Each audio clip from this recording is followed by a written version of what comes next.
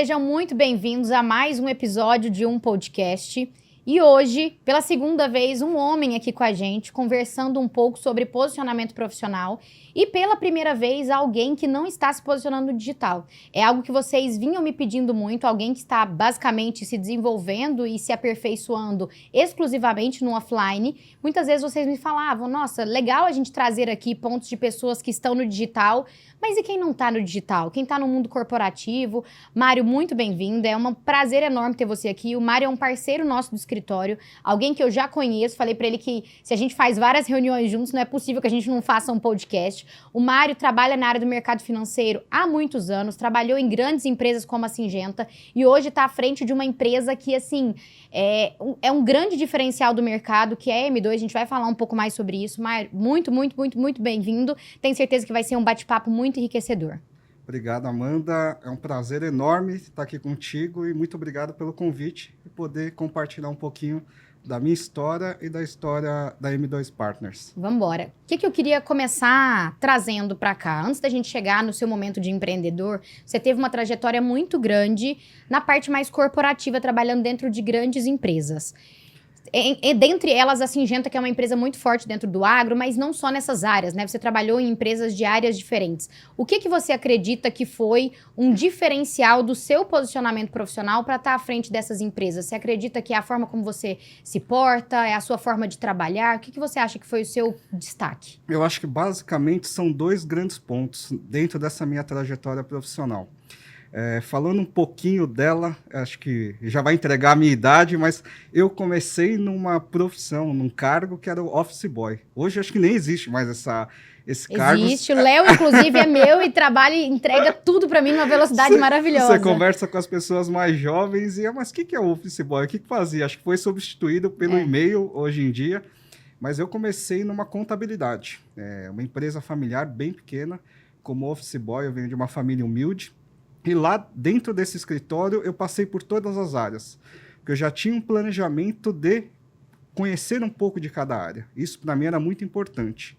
E depois de um determinado tempo eu vi que não tinha mais para onde crescer. Essa empresa não era da sua família? Não era da minha família. E assim, era uma empresa que você tinha um teto onde de lá você não passava. Uhum.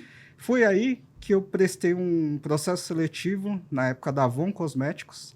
Então, a Avon estava fazendo um projeto piloto onde cada estagiário passaria 6 meses dentro de uma área, dentro de finanças, do departamento financeiro. Na época, era uma inovação para o mercado. E você tinha que idade?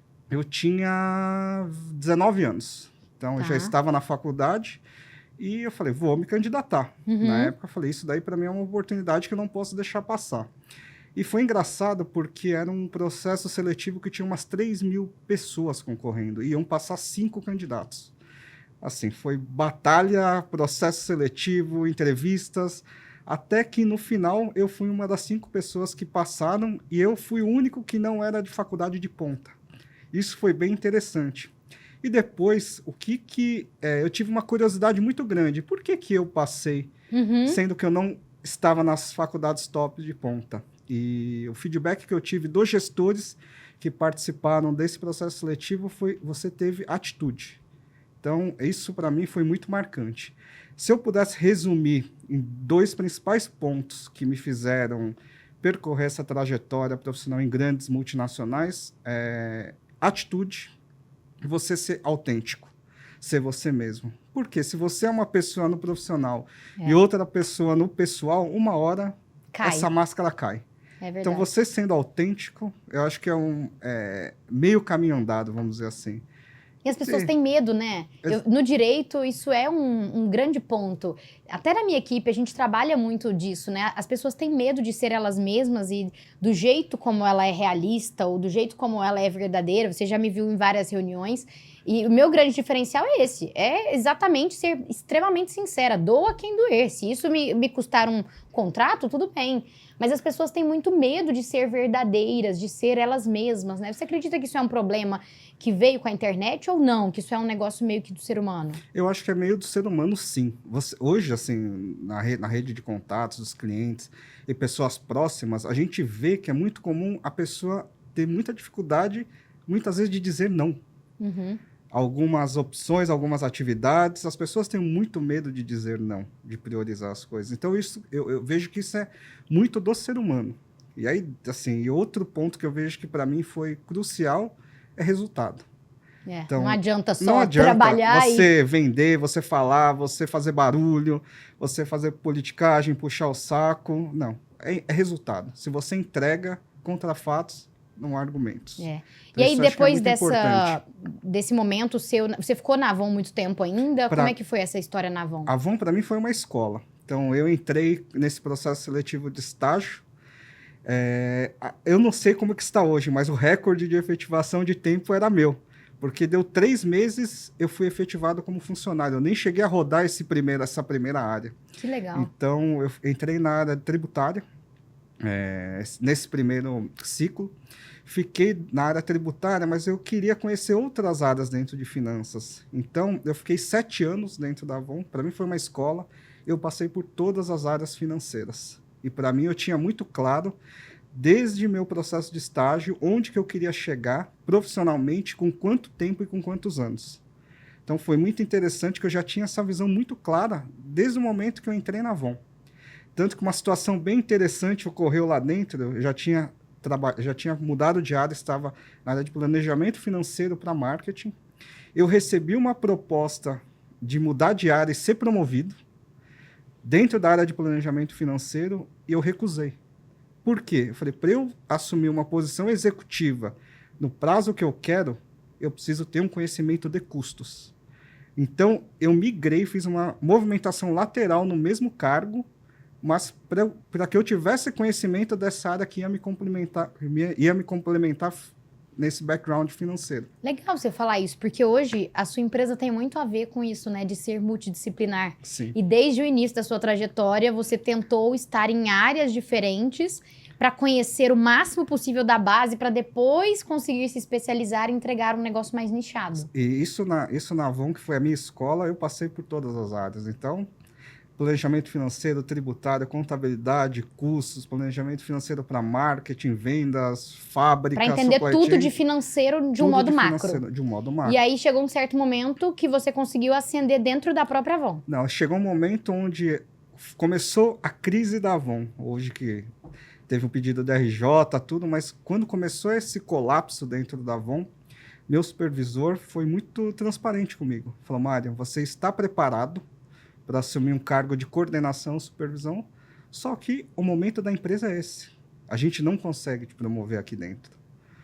Ele falou, você pode ir para o mercado e você tem total recomendação minha. Se precisar de alguém recomendando, eu te dou essa recomendação e eu não vou te prender aqui. Nossa, que assim, bacana. Foi uma conversa muito transparente, uma conversa honesta. E ele sempre, assim, era uma pessoa que sempre me cobrava. Esteja entregando um nível acima, sempre. Porque quando surgir a oportunidade, você vai estar preparado. E aí que eu fui para o mercado, fui para o ramo farmacêutico. Isso você estava há quanto tempo na Avon? 7 anos. Fiquei 7 anos na Avon. Depois eu fui para uma empresa do ramo farmacêutico. Eu fui fazer um turnaround. Então, era uma baita de uma responsabilidade. Essa empresa contratou todo o C-Level e algumas posições de coordenação. E eu estava dentro desse time. Uhum. Na época, era a época daquele filme Tropa de Elite. Uhum. Então, a gente era apelidado como o BOP, Tropa de Elite. Assim, era muito novo e eu consegui exatamente, com 27 anos, assumir uma posição de coordenação, que estava dentro do meu plano. Então, eu fui para essa empresa farmacêutica fazer todo esse processo de turnaround, de reestruturação. Então, envolveu fechamento de fábrica, produtos que não iam ser mais comercializados, toda essa análise estratégica, até negócios que foram cancelados. Assim, unidades de negócios que não eram rentáveis e foram Nossa, que responsabilidade. canceladas para trazer uma rentabilidade, uma saúde financeira melhor para a empresa. Então, foi uma baita de uma experiência que eu tive na indústria farmacêutica. E realmente é um mundo totalmente diferente. A Avon, falar de maquiagem, hoje eu consigo, quando as mulheres falam pó compacto, anti-idade, batom, engraçado sombra... Engraçado que a primeira pessoa que eu gravei podcast hoje foi a Marília, ela é do Grupo Boticário. Então, a gente vai ter uma correlação aí de informações em relação ao mundo da beleza, Eu saí de um mundo de beleza onde você tinha SKUs, são produtos, né? Você tinha 1.200 SKUs rodando a cada revistinha da Avon. E aí você vai para um mundo que é um mundo farmacêutico, onde você tem um lançamento de medicamento a cada 2 anos, a cada 2 anos e meio, 3 anos. E eu fui na divisão de saúde animal, que ainda é um segmento muito específico. Então, a gente fez todo esse processo de reestruturação para depois a empresa maior assumir toda essa divisão. E aí, de lá, você vai para... De lá, eu fui para o setor de telefonia. Então, foi na época que a Telefônica comprou a Vivo. Então, eu fui participar de todo esse processo de fusão e aquisição, né? Todo o processo de M&A. E coordenar essa compra da Vivo pela Telefônica. Assim, foi um outro desafio completamente diferente. Completamente diferente. Era uma experiência que eu queria ter. Participar de um processo de M&A. Então, minha carreira ela sempre foi direcionada para as competências e para as experiências que eu gostaria de ter. Quando eu saí da Avon, eu gostaria de ter essa experiência de fazer um turnaround. Aí eu fui para essa empresa farmacêutica. Depois, eu queria ter essa experiência de participar de um processo de fusão e aquisição. Fui lá na época da Telefônica. E foi, assim, um caos. Assim, não vou mentir que... Assim, foram 6 meses que eu passei nesse processo inicial, trabalhando de domingo a domingo, entrando 7, 8 da manhã e saindo 2 horas, 3 horas da manhã. Você tinha um choque de cultura muito grande, né? Você tinha a Telefônica, onde você... Vamos dizer, eram pessoas já de muitos anos de casa, com uma cultura já mais devagar. E a Vivo... Assim, choque geracional absurdo. Pessoas jovens, com sede de inovação. Então, foi um processo bem... Que deve ter sido muito bom para aprender a lidar com pessoas, de um modo geral, né? Para chegar lá na parte de depois ser um vendedor. Sim, isso com toda certeza. Foi um baita de um aprendizado. Fui para o setor de telecom e é um setor... A telefonia fixa em si é um setor muito regulado, né? Então, a Anatel fala onde você vai comercializar, a que preço você vai comercializar, e a Telefônica viu que era um business que estava caindo, né? Então, por isso que ela foi para o segmento móvel, teve essa aquisição da Vivo para entrar nesse segmento onde você não tem... Você que dita o valor do plano, você que dita onde você vai liberdade atuar. Comercial, exatamente. Basicamente. Então, foi um baita de um aprendizado. E quanto tempo você ficou lá? Fiquei 1 ano lá. E aí, mais uma vez, sai por convite profissional, vai de novo para o mercado. Aí eu vou de novo para o mercado e eu fui para uma empresa de bens de consumo. Também que era uma experiência que eu gostaria de ter. A Avon é um modelo parecido com bens de consumo, mas eu queria ter essa experiência de trabalhar numa empresa que... Bens de consumo, onde as coisas giram muito mais rápido. Você precisa de uma agilidade muito grande. As estruturas organizacionais são muito mais enxutas, porque a margem... mais com comércio, com logística. Exato. Assim, as margens são muito mais baixas do que um setor de cosméticos e uma farmacêutica, né? Bens de consumo, você tem que controlar o custo na unha mesmo, porque é um setor muito volátil. Em todas essas áreas, na parte financeira. Na parte financeira. Legal. E nessa empresa de bens de consumo, eu fui primeiro responsável pela área financeira de supply chain. Depois eu migrei para a área, fui responsável pela área financeira de marketing e vendas. Então você tinha que negociar gôndola, ponta de gôndola em mercado com os grandes grupos, Carrefour, GPA, Pão de Açúcar, entre outros. Você tocava o time de vendas? Não, eu tocava a área financeira de vendas. Entendi. Então, onde é melhor alocar meu capital? Entendi. Você entendeu? Nessa área de vendas. Mas até agora, durante toda essa trajetória, você não tinha que vender nada. Você tinha que se vender. Assim, o mundo corporativo não é muito diferente do nosso mundo de empreendedor, não. Você tem que ser um vendedor. De si próprio. De si próprio e influenciar as outras pessoas para comprarem o seu projeto. A Flávia teve aqui, ela é CEO de uma rede de hotéis, a B&B aqui no Brasil, e ela falou muito sobre isso, que você tem que empreender de um modo que você precisa fazer com que o outro te queira naquela posição, mas ao mesmo tempo você precisa ter uma política de boa vizinhança que não é ser mesquinho e falso, mas você precisa entender que dentro de um grupo você precisa sim de pessoas dentro dessa estrutura. Não dá pra você sair pisando em qualquer um, depois esse negócio a rasteira vem. Então ela falou, é uma visão muito diferente do empreendedor. Depois quando ele vai pro lado de lá da cadeira, ele precisa desenvolver outras habilidades, mas ao mesmo tempo é muito afim, porque você também tem tem que se empreender, tem que fazer vendas, tem que ter um diálogo multidisciplinar de falar com vendas, falar com marketing, falar com o time financeiro, colocar todas essas pessoas em um projeto para rodar, explicar para marketing que o financeiro tá certo. Então, é um diálogo muito multidisciplinar. E uma coisa bem interessante, porque nas empresas, a área financeira era um pouco, vamos dizer, mal vista, né? Sim. Eu falava, eu falava pro meu time, a gente não pode ser, eu não sei como, aqui em São Paulo a gente tem um CT, que são aqueles guardinhas de trânsito. Falei, a gente, como financeiro, não pode ser o CT, que ou a gente está multando alguém ou está parando o trânsito, você entendeu? Então, a gente não pode, a gente tem que ser um parceiro de negócio. Vai pro financeiro, é tipo jurídico, o negócio trava. Entendeu? Claramente. Então, a gente não pode ter essa visão das outras áreas. E realmente, assim, cada pessoa, cada líder tem uma forma de analisar as coisas, uma forma de abordagem, e você tem que ser smart, tem que ser esperto de captar isso. Qual que é a melhor forma de eu apresentar um determinado estudo, um determinado número para aquele líder?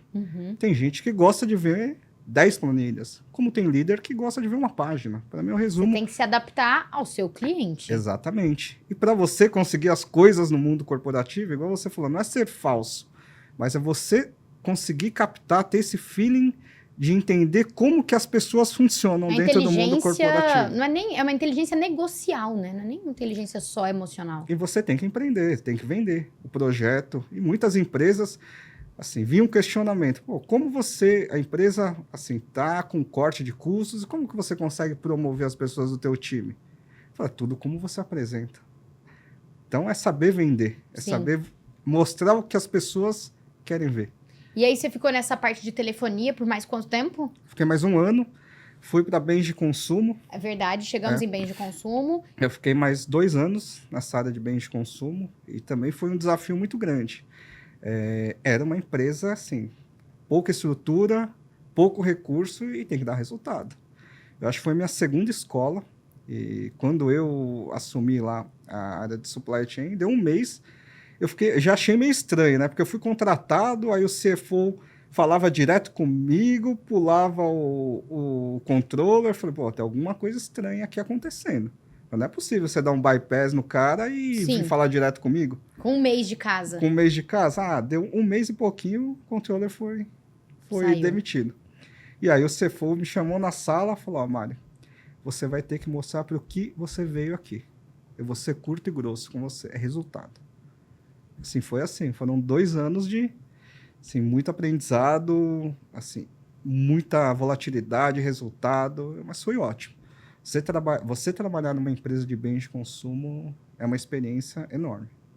Que legal. E aí, depois de lá, você foi para... De lá, eu fui para Singenta. Chegamos no agro. Chegamos no agro. Também um mundo totalmente nada à parte. A ver. Meu Deus, que trajetória... antagônica e multidisciplinar. Assim. Isso, para mim, também era um segundo plano que eu gostaria de conhecer alguns setores. E outros eu não gostaria de conhecer. Como eu tive propostas de trabalhar em determinados setores, o qual eu não me identifico. Qual, por exemplo? Fumo, tabaco. Eu tive uma oportunidade de trabalhar numa empresa de tabaco. E para mim, isso daí, como pessoa, para mim não fazia sentido para você de modo interpessoal. Exato. Então, eu não aceitei. Como teve setores onde eu gostaria de trabalhar e eu fui. Então, minha carreira foi muito planejada. O que não é tão comum, né? Acho que a gente aqui também no podcast, a gente busca o tempo todo desmistificar muitas falas da internet. E em vários episódios eu falo muito sobre... Não é todo mundo que tem propósito. E tudo bem encontrar alguém que teve um propósito, uma carreira mega definida. Mas eu, por exemplo, não tracei assim meu trajeto desde o meu primeiro trabalho. E acho que é legal porque muita gente jovem assiste e às vezes fica nessa expectativa de nossa, eu tenho 19 anos e ainda não sei o que eu vou querer fazer com 40. Então tá tudo bem. Né? Que bom, se você puder ter essa visão de longo prazo, maravilha. Mas se não tiver também, vai trabalhando que uma hora esse negócio vem, né? Na minha carreira teve muito disso. E eu tinha colocado que com 30 anos eu ia assumir uma posição executiva. Aconteceu exatamente com 30 anos. Que legal. E aí eu fui para a Singenta, primeiro, assim, num projeto maluco, que era a implementação do sistema integrado. Era o SAP, que a gente estava implementando. E meu chefe, que hoje é meu sócio, o Marcos, na M2, ele falou, Mário, você tem 3 meses para fazer esse projeto andar. Você vai ser o ponto focal de finanças. Como você conhece todas as áreas financeiras, eu preciso de alguém nesse projeto que desenrole e a gente tem 3 meses para o go live desse projeto. Você tá afim? Eu falei, bora, Marcos.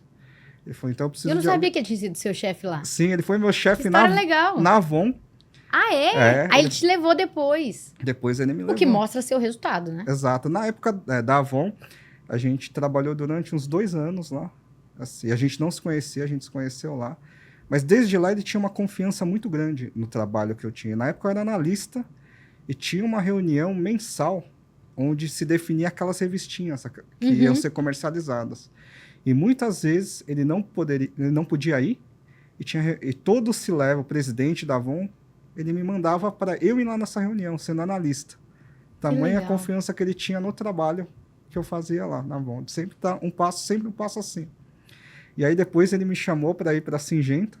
Falou, você tem esse desafio, você quer? Eu falei, vamos. Aí pela segunda vez nós trabalhamos juntos. Que legal. Implementamos esse projeto. E aí depois eu fui assumir a parte financeira de uma das empresas do grupo da Syngenta, que é uma trading de café. Então também foi um aprendizado muito grande, porque trading é nervoso. Sim. É um mercado, assim, é derivativo, é a parte de safra, é a parte de hedge. Então foi uma experiência muito, muito legal de ter tido. Depois, dentro do grupo da Syngenta, eu fui ser controller para a América Latina. Então, cuidava da parte financeira de todos os países da América Latina. Foi também uma baita de uma experiência muito legal. E, por último, na minha passagem da Syngenta, eu trabalhei na área de operações financeiras estruturadas, né? Quando fala operações financeiras estruturadas, já vem logo aquele negócio, pô, é Caixa 2, é Lava Jato, né? Quando operações financeiras estruturadas. É um nome bonito, né? Mas não, era a área que fazia a emissão dos CRAs, toda essa parte do mercado de capitais. Legal. Também foi uma baita numa escola. E fazia parte do conselho do fundo de investimentos dos funcionários, da previdência dos funcionários. E aí você ficou quanto tempo na Syngenta? Syngenta, fiquei 5 anos. Trabalhando diretamente já com seu hoje sócio. Hoje sócio. E de lá vocês já migraram para abrir a Não, M2? não. O Marcos, ele saiu em 2017, ele se aposentou. Falou, ó, pra mim chega. Falei, Marcos, eu vou ficar mais 1 ano. Mas um outro ponto também, eu já tinha feito um planejamento para me aposentar, entre aspas, parar de trabalhar com 35 anos. E foi exatamente por quê? Eu queria estar muito próximo da minha filha. E foi com Você já era pai? Não, ainda não. Com 35 anos, minha esposa ficou grávida e a gente fez uma viagem de férias. Na viagem, eu falei, Raquel, quando eu voltar, eu vou sair da Syngenta. Porque meu prazo já acabou e eu cheguei no meu target. Então, eu queria passar esses 5 primeiros anos muito próximo da minha filha. Que é esse momento. Hoje ela tá com quantos anos? 5. 5 anos. Ela fez 5 anos agora em março desse ano. Que eu vi que é uma coisa que eu não tive, mas não porque minha mãe e meu pai não quiseram. Eu via muito... Talvez por falta de programação. Eu via muito sacrifício deles trabalharem o dia inteiro. A gente não veio de uma família de posses.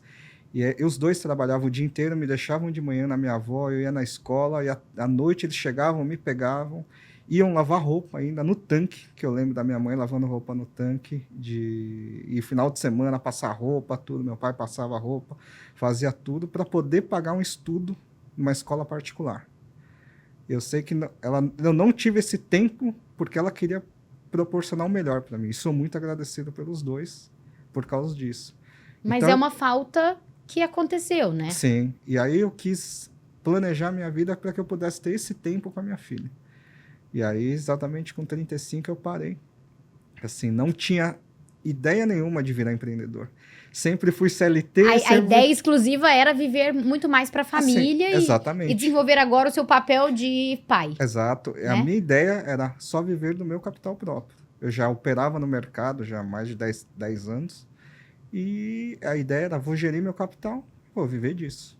Até os primeiros 2 anos aconteceu isso. Aí algumas pessoas próximas viram que eu estava fazendo que funcionava, porque você fazia para si próprio. Esse negócio, e aí falou, pô, você não quer tomar conta de parte do capital? Então começou como uma ajuda para amigos, que aí você recebia uma remuneração. Sim, eu falei, nunca imaginei fazer isso, mas a gente pode fazer um teste. Só que antes disso, eu preciso tirar a certificação necessária para fazer isso de uma forma regular. Aham. E aí fui tirar a certificação bem na pandemia. Eu lembro até hoje, minha prova estava marcada para Foi 2020. 2020, para março. Foi bem na época que estourou. Estourou Estourou 18. a pandemia, não consegui fazer a prova. E aí deu toda a questão da confusão da pandemia. Aí marcava a prova novamente, aí chegava uma semana antes, cancelavam. Eu fui conseguir fazer essa prova em outubro. Então, Nossa. tudo que eu tinha estudado, assim, foi postergando, até que em outubro eu consegui tirar essa certificação. E aí, pela primeira vez, você vira empreendedor durante toda essa trajetória, abrindo realmente empresa e vendendo e gerindo. Assim, no primeiro negócio que eu tive, era um negócio muito focado em renda variável. Tá? Então, foi um negócio, esse primeiro teste foi um negócio que não deu certo. Uhum. Porque o que eu vi? Era focado num produto único. Por mais que as pessoas falavam que aguentava o risco, chega na hora do vamos ver, Ninguém não aguenta. Ninguém É. aguenta. Eu falo, pô, minha remuneração não pode estar dependente de um negócio tão volátil, de não ter uma previsibilidade. E aí não deu certo, fechei. Tá? Falei, pô, será que eu não consigo empreender? Falei, não é possível, né? Pô, se tanta gente errou 2, 3 vezes, pô, eu posso errar 2, 3 vezes. Não, Só e que... legal a gente falar disso também, né? Quantas vezes as pessoas abrem um negócio, não dá certo, as pessoas não falam sobre isso. Não, e tem... E tem que falar, pra falar, olha, é assim mesmo, a gente evolui, a gente tem novas ideias depois que você tenta e é o melhor caminho. E assim, não deu certo, foi um baita de um aprendizado. Eu falei, pô, se as pessoas, muitos empresários de sucesso hoje, erram 2, 3 vezes para depois dar certo, eu falei, pô, por que eu não posso fazer isso? Eu não vou desistir disso. Uhum. E pelo menos agora, eu sei que se não der certo, eu vou demorar mais tempo para não dar certo, entendeu? Pelo menos já sei o caminho das pedras, né? Alguma coisa eu aprendi disso aqui. E aí eu e o Marcos, a gente tem uma amizade já de 20 anos e a gente conversava muito a respeito disso, né? E o Marcos também estava fazendo isso na pessoa física dele sozinho. Entendi. E o Marcos também era um cliente meu nessa primeira empresa. Aí até que um dia a gente conversou, falou, Marcos, por que não juntar esforços e montar uma empresa para fazer isso de uma forma profissional?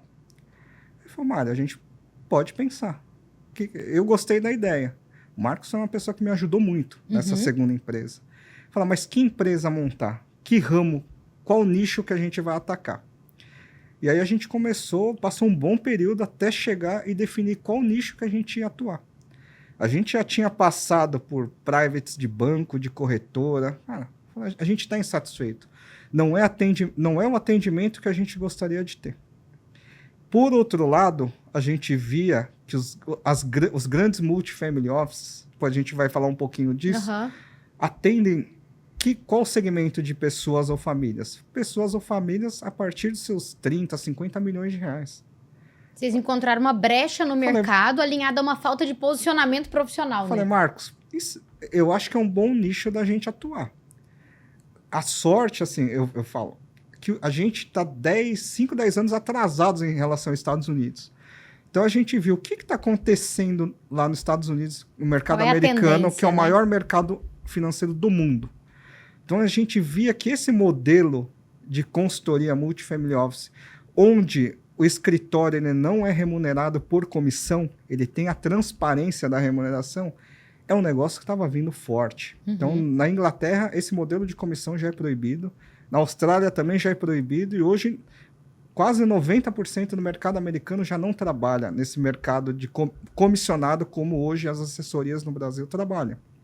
Falei, Marcos, o que você acha da gente trazer todo esse atendimento que as grandes famílias de grandes fortunas têm, só que para um público menor, que é o nosso nicho. Que é um cara que está no limbo. E acho que é importante a gente também trazer para o podcast o que estamos falando de...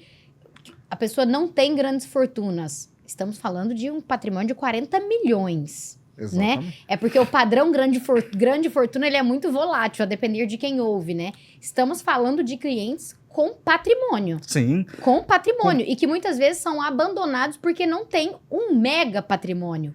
E aí não tem ninguém que senta e ouve essa pessoa. Não tem ninguém fazendo um atendimento personalizado. O atendimento muitas vezes é voltado a simplesmente ganhar dinheiro. A verdade é essa. Né? A pessoa está simplesmente pensando na melhor rentabilidade para ela e não para o cliente final dele. a gente identificou, falou, pô, é um nicho que a gente vê que as pessoas não estão, os players não estão atacando esse nicho. Porque, igual você disse, você pega um grande banco, um private do grande banco, para você entrar num private de um grande banco são 5, 10 milhões de reais. Mas se você entra nesse segmento, desculpa a palavra, mas você está na raspa do tacho. Sim. O banker que atende 200 clientes, 150 clientes, ele vai atender o cara com 500, 700 milhões de reais. Você que está entrando lá, se você gritar, levantar a bandeira, é que o cara vai te atender. Então a gente viu nesse nicho uma oportunidade de poder entrar. E desde o começo a gente sabia que a gente não conseguia escalar isso. Sim. Então foi uma decisão estratégica nossa. A gente sabe que a gente não vai conseguir ter um grande volume rodando desse jeito, pelo modelo que a gente escolheu. É muito semelhante à minha atividade, né? Quanto mais você cresce, mais você perde o contato e mais você perde o que você promete entregar. Então, crescer é possível? Mas você tem um limite. Chega um momento que você simplesmente não crescerá mais. E tudo bem. A relação é ou você se satisfaz com isso, ou você sobe o seu preço, ou você aceita que você vai se escalar, né? A escalabilidade não faz parte do nosso modelo de negócio. Exatamente. Aí a gente viu, a gente sentou e discutiu desde o início, ó, a gente tem uma capacidade e a gente não consegue crescer mais que isso. Mas o que norteou a concepção da M2 desde o início? Como nós gostaríamos de ser atendido, se a gente estivesse do outro lado da mesa e que a gente não teve. Uhum. Então, isso foi o grande norte da M2, quando a gente constituiu o Multifamily Office.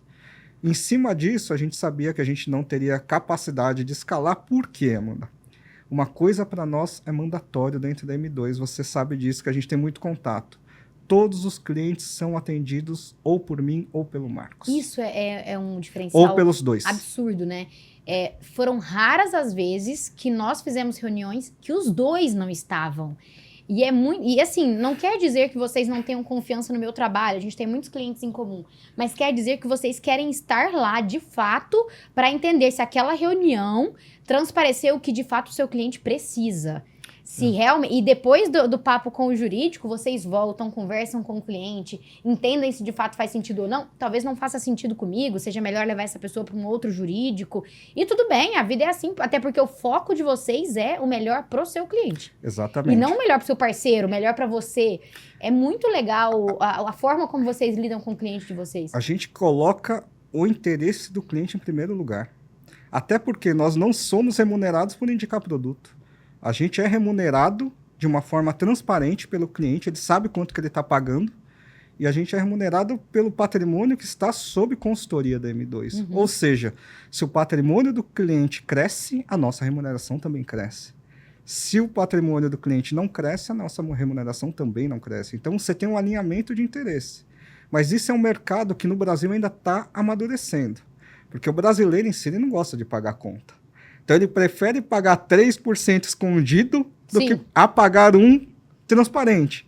Mas isso a gente vê que o mercado está mudando. Agora vai ter uma resolução da CVM que vai entrar em vigor em novembro desse ano, onde ela vai abrir a caixa preta.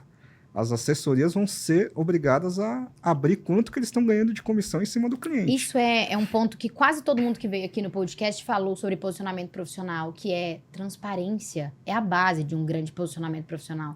Se você está empreendendo e você não é transparente com o seu cliente, e aí, assim, todos os tipos de mercado, né? Conversei com uma dermatologista que ela falou isso, conversei com uma pessoa que do mundo do varejo, ela falou, não tem como você entregar um produto, você ficar, porque a sensação que você tem do lado de lá é que tem alguém te empurrando alguma coisa, é um problema de posicionamento profissional, e no direito isso é um problema de posicionamento profissional, que é quando você senta na mesa e você fala, será que eu preciso desse negócio? Me parece que esse advogado tá me empurrando o processo e é desconfortável, e é algo que vocês viram como um grande diferencial e que o mercado tá enxergando. Que precisa ter uma transparência. As pessoas querem cada vez mais saber que, de fato, o meu dinheiro está indo para onde? Eu estou pagando como? Né? Essa pergunta me é muitas vezes feita. Como que você ganha dinheiro? Então, eu estou fazendo uma operação de compra e venda, a minha função é fazer a parte de contrato de compra e venda. O corretor me liga e fala, Amanda, se eu fizer essa intermediação, eu te dou 1%. E aí eu falo, mas não é o meu negócio. Legal, obrigada por você ter confiado em, né, esse percentual pra mim, mas não é esse, né? Eu não combinei isso com o meu cliente. Se eu combinar isso com o meu cliente, tudo bem. Agora, se eu não combinar, não é justo com o meu cliente que essa falta de transparência ocorra. Exato. E as pessoas querem isso, né? Que bom que vocês enxergaram, porque realmente, na minha visão, é o futuro do mercado financeiro. E, assim, pra gente, assim, alguns pontos são inegociáveis. Nós estamos, independente do profissional, se a reunião é com a Amanda, que é advogada, se a reunião é com o contador, se a reunião é com outro prestador de serviço, nós estamos em todas as reuniões com o cliente. Tá? Então, isso é um ponto para a gente que é inegociável. E, assim, muitos clientes chegam em nós através... a gente não tem área comercial e nem tem Instagram. A nossa captação de cliente é só indicação. Se estamos certos ou errados, eu acho que estamos certos, porque a gente já dobrou de tamanho em relação ao ano passado. Todo mês entra um cliente. Os maiores clientes de vocês são pessoas do ciclo de vida de vocês? Sim. São pessoas... Que convivem com vocês de modo interpessoal, assim, que encontraram em algum lugar? Sim, sim. E a gente vê... Isso pra gente é inegociável. A gente vai acompanhar o cliente em todas as reuniões. Alguns clientes que chegam, executivos, principalmente que têm stock options, que é plano de ações de empresa multinacional, vem reclamar para nós. Já passamos por 3, 4 escritórios de assessoria, consultoria, e ninguém sabe o que é isso. A gente vai lá, lê o regulamento, que está em inglês. A gente participa de reunião junto com o cliente, junto com a matriz, que está fora, conversando, dando esse suporte junto a essa área. Desde qual a melhor forma de resgatar essas ações, quando resgatar. Então, esses são alguns dos exemplos. A gente participa de reuniões com o cliente que vai conversar com o banco. A gente cuida de algumas gestão de caixa de algumas empresas dos nossos clientes. Então, o cliente está com a babá que ficou grávida. A gente vai lá e ajuda o cliente nisso. É muito diferente isso, porque a primeira vez que vocês vieram, né, e nós temos alguns clientes em comum, eu ficava pensando, mas gente, pra que esse pessoal tá se dedicando tanto a ajudar o cliente dele a entender um processo que pode trazer uma consequência financeira? E aí, aos poucos, eu fui construindo a identidade da M2, que como não tem uma rede social e eu sou de uma geração diferente, eu esperava abrir um Instagram e entender como é que o negócio acontece. E aí, devagar, eu fui construindo e entendendo qual que era a forma de trabalhar de vocês, entendendo que, nossa, se esse cliente ele tem um processo e eu levo para Amanda e a Amanda acalma esse meu cliente, ele toma risco talvez em outro negócio. Ele fica tranquilo para fazer outra operação. Se ele tem uma idade e daqui a pouco ele pode falecer, se eu levo ele para Amanda e a gente faz um planejamento sucessório, esse cliente vai conseguir talvez negociar diferente, talvez eu consiga até assessorar os filhos dele de uma maneira diferente. O nosso relacionamento é de longo prazo. Esse segmento, o mercado financeiro em si, ele é muito curto prazista. O pessoal pensa na remuneração muito a curto prazo, não. A gente quer esse relacionamento a longo prazo. E a gente tem toda essa proximidade com os clientes para eles se sentirem confortáveis e ter a M2 como ponto de contato para qualquer coisa. Isso a gente vê acontecendo. Não, vocês são psicólogos, muitas vezes, né? A gente já ajudou o cliente a vender o carro, a comprar carro, a vender apartamento. Sai negócios entre clientes, é muito frequente. Que legal, isso cria uma fidelização muito grande, né? Então, a gente, assim, um dos pontos fortes da M2 é ter essa proximidade e ajudar o cliente em tudo. Por isso que a gente não consegue escalar isso. Não que existem outras empresas que optam por esse modelo de escala, mas nós optamos em nichar nesse segmento. Em personificar o atendimento. E ter esse tipo de atendimento. E uma outra coisa que para nós também é mandatório é qualquer produto de investimento que a gente indica para o cliente está ou na minha carteira, ou na carteira do Marcos, ou na carteira das nossas famílias. Isso também é mandatório. Então, qualquer investimento que a gente sugere, algum portfólio... Eu também estou tomando risco. Eu também estou. E eu estou antes. Porque antes de entrar para a carteira de algum cliente, é feita toda a diligência, roda nas nossas carteiras e das nossas famílias para depois ir para um portfólio do cliente. E o contrato de vocês é de 1 ano com o cliente? Não. Esse é um outro ponto que quando a gente concebeu a empresa, foi uma discussão que a gente teve. Colocar ou não carência? E para a gente... Foi mandatório, até o escritório de advocacia que estava fazendo o contrato, mas vocês não vão colocar carência? Falei, não. Você quer dar liberdade para ele ficar porque você é bom. O cliente tem que estar aqui porque ele vê valor na M2. Não porque eu estou travando ele numa cláusula de contrato. Ele tem que ver valor, porque se ele não vê valor, não é o cliente para estar aqui dentro da M2. Então, foi uma discussão e um ponto que a gente discutiu. O cliente tem que estar livre. Se ele não está satisfeito... Que legal essa forma de se posicionar. Ele não tem que estar dentro da M2. Ele vai procurar alguma outra empresa que possa atender ele melhor. E, graças a Deus, até hoje, nós não tivemos nenhum cliente que rompeu o contrato. Pelo contrário, são os clientes que indicam outros clientes para nós. E a M2 está o quê? 2, 3 anos de mercado já? Operacionalmente, 1 ano e 1 ano e meio. É mesmo, para mim tinha mais já. Os primeiros 6 meses, quando a gente criou a empresa, foi também uma decisão minha e do Marcos, não abrir para captação externa. Por quê? A gente queria entender como que funcionava os processos dentro das corretoras, até porque a gente não tem exclusividade com nenhuma corretora. Então, as corretoras que a gente estava plugado, os bancos, a gente queria entender o processo operacional dentro desses bancos. Por quê? Para você não ter uma experiência ruim com o cliente. Já pensou um cliente entrando e falou, mas eu não sei onde faz isso, manda errado para o cliente e volta, não. Então, a gente decidiu os 6 primeiros meses da empresa só gerir nossas contas pessoais e da família. Organizar processo para entender, organizar processo, procedimentos, para depois abrir para uma captação externa. Então, esse foi também uma outra coisa que nós nos preparamos para isso. Que tem muito a ver com transparência, né? Com respeitar o dinheiro do outro. Exatamente. Né? E assim, para empreender é muito difícil, mas nós construímos o caminho contrário da maioria dos empreendedores. Então, a gente planejou tudo. A parte societária, a parte de contratos, a parte de políticas, para depois em si abrir a empresa e ir para o cliente. Que não é o comum também, né? Grandes pessoas vão trocando a roda com o carro andando. Vocês fizeram, mas muito por maturidade, né? Vocês já tinham uma segurança financeira, uma maturidade diferente do que a maioria das pessoas que começam a empreender. Nesse processo de começar a trabalhar, vocês lidaram com vários outros prestadores de serviços, contadores, administradores de empresa, advogados. O que vocês observaram como um péssimo posicionamento profissional? Porque quando você está no mercado contratando alguém, que seja um parceiro, você começa a encontrar pessoas que você fala, nossa, me frustrei. Não sei se aconteceu com você, comigo acontece semanalmente, de contratar parceiros, de chamar pessoas para executar coisas comigo e eu falar, nossa, como eu errei. E eu erro. Infelizmente, eu queria muito vir ao podcast e falar todos os parceiros que eu encontrei foram ótimos, não foram. Demorei muito para aprender, mas acho que falar sobre os legais não é uma boa ideia. Vamos falar sobre os pontos que você olhou e falou, nossa, eu errei ao escolher essa pessoa porque ela tinha esse posicionamento profissional e não tô falando só de advogados. Tá? Tô falando de prestadores de um modo geral. É muito difícil, Amanda. Pelo fato da gente se posicionar a gente chama num virtual multifamily office. Muitos serviços que a gente acessória dos clientes, eles são prestados por terceiro. Um exemplo, o planejamento patrimonial e sucessório, que você é a nossa parceira.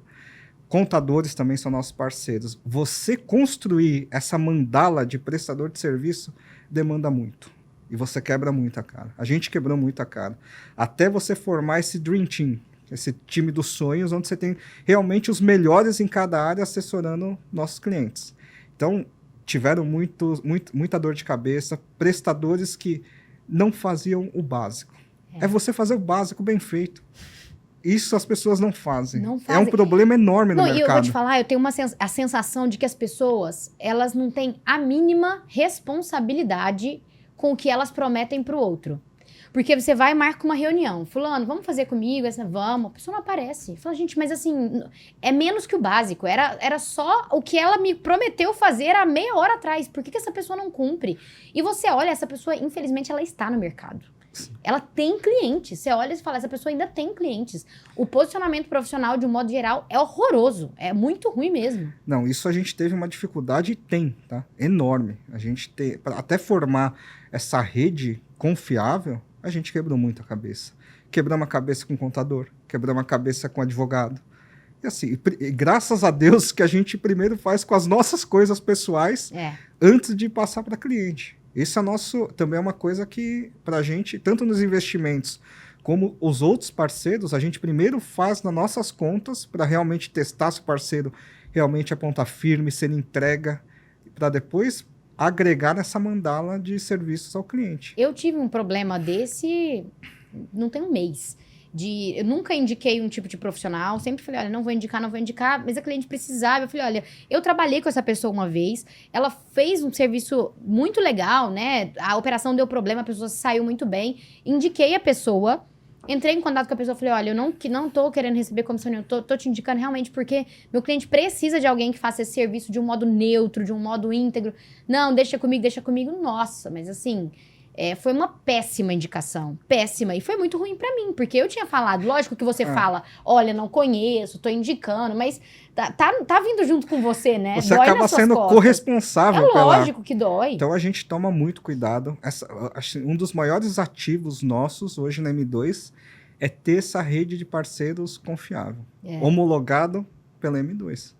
Isso dá muito trabalho. E a gente é uma coisa que... Nossa, sou homologada pela M2. Senti um você selo aqui agora, assim. Você é uma das nossas parceiras, assim, top, porque a gente tem total confiança quando a gente leva um cliente para você. Você vai atender super bem, e vai atender de uma forma profissional.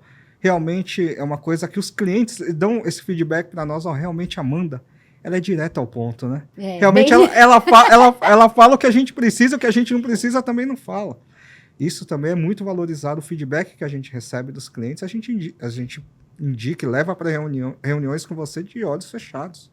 Que bom, fico feliz. E legal a gente também trazer em um podcast pontos positivos para as pessoas conseguirem olhar. Quando eu abri o podcast, a grande dor dos meus clientes, de um modo geral, era... Eu faço um atendimento muito parecido com o seu, que muitas vezes não tem só a ver com o direito, tem a ver com como é que tá seu casamento, como é que tá sua empresa, seu sócio, deixa eu entender o que tem por trás desse negócio. E muitas vezes vinham dores de posicionamento profissional para mim, que eu não conseguia sanar numa reunião. E eu queria ter um ambiente que eu pudesse trazer pessoas que eu acho que de fato têm posicionamento profissional e que às vezes não tá na internet. Porque às vezes a gente olha a pessoa 100 mil seguidores, você vai lá e lida com a pessoa e fala, meu Deus do céu, a pessoa não conversa direito, trata mal o cliente. Você liga pra ela sexta-feira, 18 horas, ela já não trabalha mais. Aí só pode falar com ela no horário comercial. Você fala, pelo amor de Deus, a vida não acontece assim. E aí a internet, ela vende muito mal isso. E a geração tá vindo e consumindo e ficando nesse limbo de falta de posicionamento profissional. E assim, a gente lá na M2, até para entrada de clientes, a gente tem uma entrevista.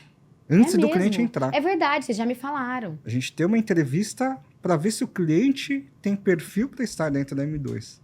Se é um cliente que chega, Mário, eu quero uma rentabilidade garantida de 20% ao ano, 100% em renda variável, eu falo, desculpa, mas não posso te entregar. Não posso te entregar isso. Desde o primeiro momento você tem que ser transparente. A nossa forma de trabalhar é essa, e a gente ter uma expectativa de risco em cima disso, a gente espera que o portfólio cubra essas áreas. Essa é a forma que a M2 trabalha. Então, a gente tem um cuidado muito grande de colocar clientes dentro da M2. Então, se é um cliente que vem com uma expectativa fora da realidade do que nós acreditamos, é um cliente que a gente não coloca para dentro. Que legal isso, né? De você, não é só você ser escolhido, né? Você tem que saber para quem que você está vendendo o seu negócio, né? Na era digital isso chama persona. Entenda quem é a sua persona. Não tem como você vender para quem, na verdade, não quer comprar de você o seu serviço. Né? E já aconteceu, Amanda, muito engraçado. Teve um cliente, um diretor de uma multinacional. Ele chegou para uma conversa comigo. Falou, Mário, eu gostaria de virar cliente da M2. Vamos bater um papo? Eu falei, vamos. Aí, a hora que ele apresentou o portfólio, a gente fez uma primeira conversa, apresentou o portfólio.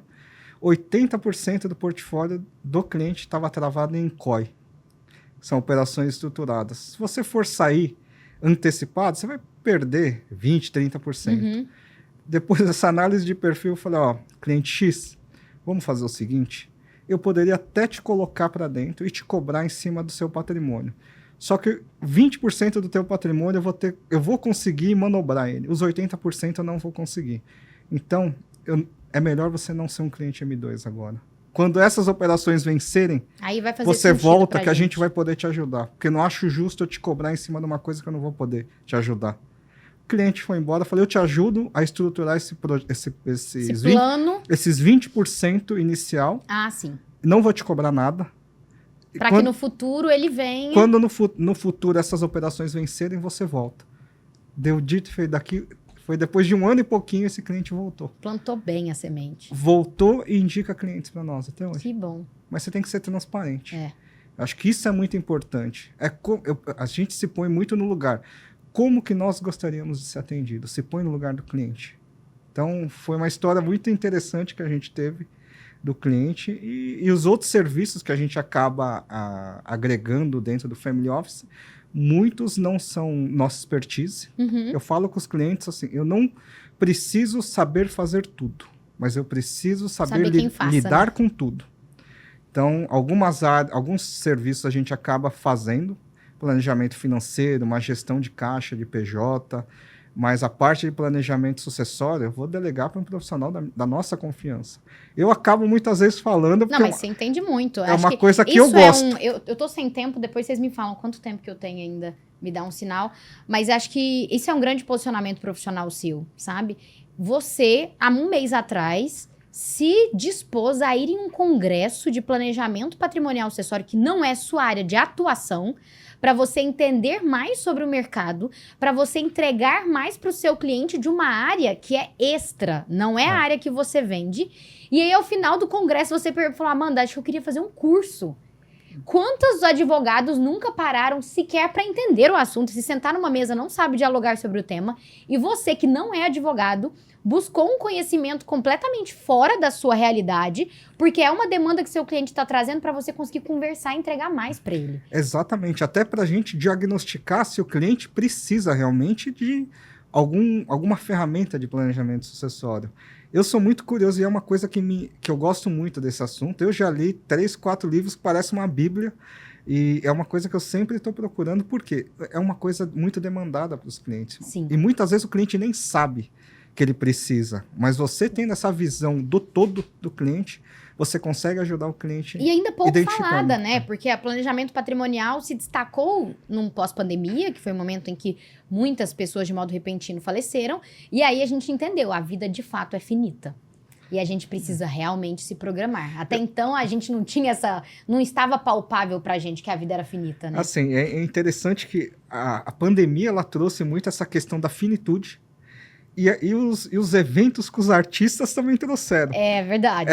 Trouxe o palco, esse estalo para os clientes pensarem, pô, tá acontecendo. É verdade, foi a primeira vez que vieram casos de mídia, né? Que é um dos motivos, uma das formas que eu capto o cliente hoje em dia, explicando através de termo certo, fofoca jurídica, que é um negócio que chama a sua atenção, é algo que você vê na mídia com mais facilidade, e aquilo ali é mais fácil de você absorver e mais tranquilo para um assunto que muitas vezes é muito pesado, né? Você tem que levar a reunião de planejamento patrimonial como algo mais leve, porque senão realmente vira um luto em vida. Exato. E aquilo ali fica muito desconfortável. E foi com um cliente da M2 que pela primeira vez alguém me falou assim, e aí, se eu morrer a gente faz isso. Eu falei, se não... Você vai morrer, a gente só não sabe quando, né? Mas foi a primeira vez que alguém me falou, se eu morrer, aí a gente executa esse plano B. E aí eu falei, se não, pode ter certeza. A nossa única certeza dessa que nós vamos morrer. É que todos nós iremos morrer. A gente só não sabe o momento exato para isso. Mas achei muito curioso a sua fala no pós-congresso de se dedicar a realmente entender algo dentro da sua multidisciplinaridade de atividades para entregar para o seu cliente uma assessoria mais completa. Isso não é escalável. Não tem como escalar. É uma coisa que realmente a gente sabe que não é escalável. E, como eu te falei, existem outras milhares de empresas indo para esse modelo de negócio de escalar de volume, mas nós realmente nichamos nisso. E eu acho que tem dado certo. Não, eu tenho certeza, porque se não der certo o seu, também não dará o meu. Até porque a minha atividade também é assim, né? Eu não pego nada de escala. Então, nem o judicial eu vou hoje em dia, porque para mim não faz sentido. Não é algo que eu tenha um contato com a parte. Então, vamos entender o problema, vamos tentar resolver o problema fora do judiciário. Porque se a gente tiver que depender do judiciário para alguma coisa, ferrou. A palavra é essa, a gente não tem E o que a gente acaba também vendo é que 90% dos nossos clientes são empresários. Sim. Então, a empresa está muito ligada com a pessoa física. E você vê que existem muitos escritórios no mercado, é assessoria de pessoa física, é consultoria de pessoa física, mas você não vê quase empresas dando assessoria para PJ. É um oceano que, assim, tem muito espaço. Muita oportunidade. E as pessoas são muito carentes de alguém que tenha uma visão mais multidisciplinar para dar um suporte para esse empresário que muitas vezes ele não tem tempo de pensar. Porque ele tem que tocar o time comercial, ele tem que tocar vendas, ele não consegue parar para perceber que a vida pessoal dele tem uma consequência dentro do negócio e que ele pode ser um problema. Que a morte dele pode ser um problema, que o divórcio dele pode ser um problema. Porque ele tem tantos problemas o tempo todo no dia que ele não vai parar para pensar nesse problema, né? Que ele pode ser a raiz de um grande estrondo. Essa questão do segmento PJ é um segmento muito pouco explorado. E a gente tem essa facilidade pelo fato da gente ter trabalhado como diretor financeiro em algumas empresas, de fazer essa gestão do caixa de uma forma mais eficiente. A gente vê o que hoje no empresário brasileiro? Muitas vezes o cara vai atravessar a cidade para pagar 10 centavos a menos numa latinha de cerveja. Uhum. O cara perde 20, 30 minutos da vida dele atravessando a cidade para pagar 10 centavos numa latinha de cerveja a menos. Você vai multiplicar isso por 10 latinhas, dá R$1. E aí o caixa dele está num grande banco rendendo 90% do CDI. Se ele minimamente migrar isso daí para um produto que renda 100% do CDI, uma taxa de juros de 10% ano, é 10 mil por ano. Mas está jogado lá. Falta pessoas para fazer essa análise mais macro, né? Falei para você que a gente não ia conseguir abarcar tudo que a gente fez no cronograma. A gente falou sobre a pergunta 1. Estamos em 55 minutos do podcast. Vou encaminhar para a parte final. Acho que vale um segundo papo mais para frente. Eu queria muito que a gente tivesse tempo para falar sobre a sua perda de peso, sobre a parte da corrida, que para mim é um ponto muito importante de foco. Mas para a gente encaminhar, queria que você deixasse um recado para quem vou fazer diferente. Uma pessoa que talvez queira trabalhar com vocês e queira fazer parte de um ecossistema multidisciplinar e super nichado. O que você acha que essa pessoa tem que ter de foco e de posicionamento profissional para chegar onde vocês chegaram ou talvez para trabalhar com vocês? A pessoa tem que ter fome de vencer. Assim, para mim não importa se ele está na faculdade A, B ou C, mas a pessoa tem que entender que aquilo é o grande sonho da vida dela. Ela tem que ter vontade de fazer aquilo acontecer. E um outro ponto é, a pessoa precisa ter sonho grande. Ela precisa saber onde ela quer chegar. Porque se você não sabe onde você quer chegar... Qualquer lugar serve. Qualquer lugar serve, você vai para qualquer lugar. Então ela precisa ter essa fome de trabalho, essa visão de onde ela quer chegar. E acho que um outro ponto é ser autêntica, ser você mesmo. Independente se você está trabalhando no M2 ou qualquer outro segmento de mercado. E sempre estar ligado no que está acontecendo nos países que estão à nossa frente, né? Então eu vejo que muitas vezes, qual que é a inovação? Inovação para mim, eu sou administrador de empresas, não sou marqueteiro, não sou que tem criatividade. Inovação é você pegar e copiar alguma coisa que está dando certo e adaptar para o seu negócio. Acho que isso é uma grande coisa que a gente tem que ficar ligado. E a gente tem a sorte dos Estados Unidos e outros países estarem anos à frente de nós. Então a gente consegue ver o que está acontecendo, as melhores práticas, os negócios, rascunho ali, né? E poder adaptar para o nosso negócio, né? Muita gente fala benchmark. Benchmark é uma forma bonita de falar que você está copiando. Uhum. Mas fazer a coisa bem feita adaptada ao seu negócio. Isso é muito importante você estar ligado no que está acontecendo nos países que estão mais à frente. Que bacana. Obrigada, viu, Mário? Obrigada pelo seu tempo, pelo aprendizado. Não só aqui, nessa 1 hora de conversa, mas em reuniões também. Parabéns pela trajetória de vocês. Espero que a gente consiga ter muitos e muitos clientes juntos, mas sempre limitados ali com o nosso foco de entregar algo muito mais personalizado. Eu que agradeço. Obrigado pela oportunidade de estar conversando com você aqui, Amanda. Obrigada. Terminamos mais um podcast, dessa vez conversando com alguém que está muito mais no offline. Na verdade, 0 no online e 100% no offline. E tendo clientes de grandes segmentos, com uma carteira mega duradoura. O Mário é um parceiro do escritório que trouxe muito mais sobre posicionamento profissional dentro do mundo corporativo, mas também dentro de um empreendimento de um modo diferente, de um modo multidisciplinar, mais focado no seu cliente final. Se vocês têm interesse sobre esse assunto, envie o podcast para pessoas que estão também procurando profissionais, tanto do mercado financeiro quanto da área do direito, que querem cada vez mais ser atendidos por pessoas que estão analisando de fato que há necessidade de ser feito, que estão sendo transparentes. Tenho certeza que esse episódio vai agregar muito para essas pessoas.